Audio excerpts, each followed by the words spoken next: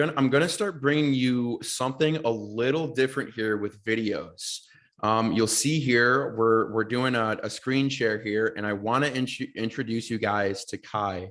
So Kai has actually been the one that has been editing my YouTube videos, and me and him were talking and realized that a lot of the feedback we're getting is from smaller sellers that I just don't touch on a lot. So Kai has been selling himself, and we are going to give you guys live, no blurs, nothing's going to be blacked out. We're going to walk through his account and go through this step by step and start to give you guys a mini series on more just real PPC data. So I'll turn it over to Kai to kind of introduce himself and his brand. Hey, thanks, Lucas. So yes, as Lucas said, I've been working with him on his YouTube channel and managing that, and actually watching his videos, and we noticed that there was an opportunity there to build a mini series out for the smaller sellers. And so we decided to take one of my Amazon FBA brands. I've been in the Amazon FBA space for about 4 years now, and we have a specific brand that is experiencing large growth. And so we thought it would be perfect to allow Lucas to go in and audit this account from start to finish for you guys to see how the process actually works. Yep. Awesome. So we're gonna start off very simple here, because we want to give you guys a lot of short videos where you can follow these step by step. And hopefully a lot of you guys are going to kind of resonate with this and see, and we're just going to walk through this audit process. So to start off with, you can see the growth, and just very quick, this is the main, one of the main products. So they're actually Kai, just run through really quickly, just kind of a breakdown of your brand. Yeah, absolutely. So this is one of the first brands that I've created. And so I didn't know the entire business, and to quickly go through it, I started off as a sports water bottle accessories brand. And I've slowly added golf products into the mix, and now sports and fitness products. But I did start off with that one particular lid that Lucas just showed you. And so you can see how it's grown through the review process over the years. And now we're more catered, going to specify more back into the water bottle accessories category. Yep. Awesome. Okay. Right. So you guys see what we're working with. We're working with a lower priced product. And as you guys know, a lot of you have these $15 to $20 products. Clicks are expensive. So we just want to go through this. So very first thing, when I come into an account, if I'm auditing an account of this size or a multi-million-dollar account, is organization. Okay. So this is perfect, because you guys see here that, so we just have campaign names sorted by spend. And the naming techniques are all over the place. Okay.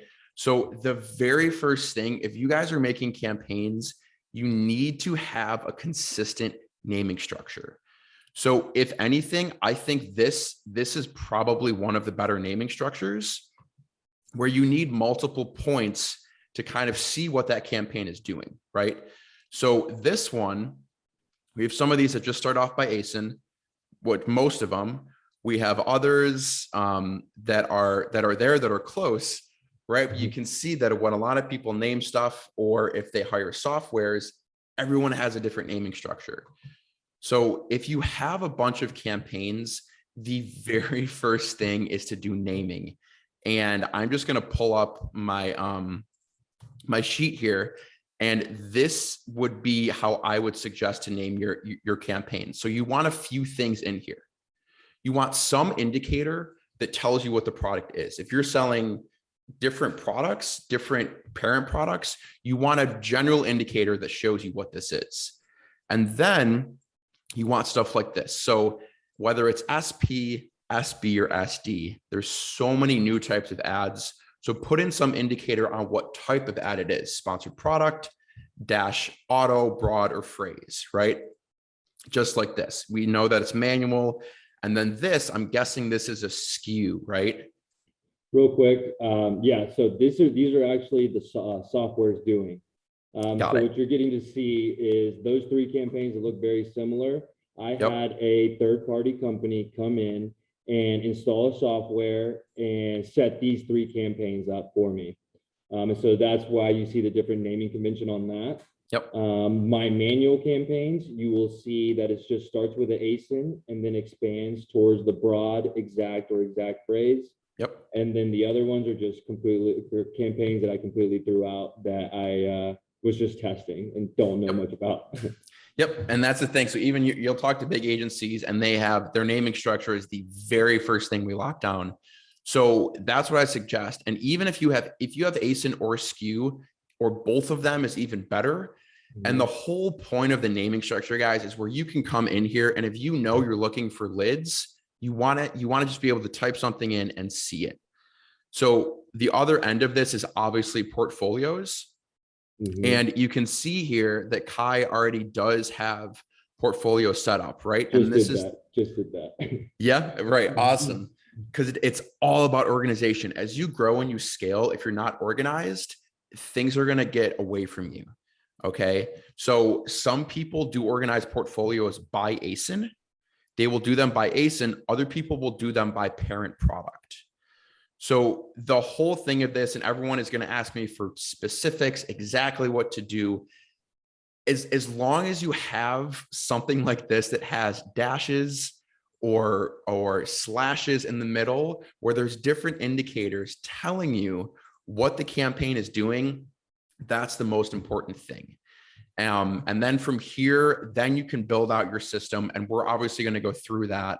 The whole point of this is taking these steps and then expanding off of this. And I'll show you guys the campaigns I would set up, how I would name them. The last thing I just want to touch on with this very first video for this mini series is expectations. Okay. So we even had a comment on a video that someone said they were selling a product at $15 and the cost per clicks were over $1 and he wasn't going to be able to hit his target tacos. So the only thing I can say is you're not going to hit your target tacos to start. Okay. So if we just come back to the general account here, you can see this growth. This is what you want to focus on, right? So if Kai and his business, if they're coming in here and saying, oh, you know, our ACOS is too high, we've got to dial it down, then you're never going to grow. So remember that as a smaller seller, it takes money to make money on Amazon. You're going to have to kind of suffer for a little bit, pay to play. But hopefully as we go through here, the next step is we're going to be going through budgets. We're going to start getting into keywords and campaign creation. And then we're going to be sharing all this content with you guys.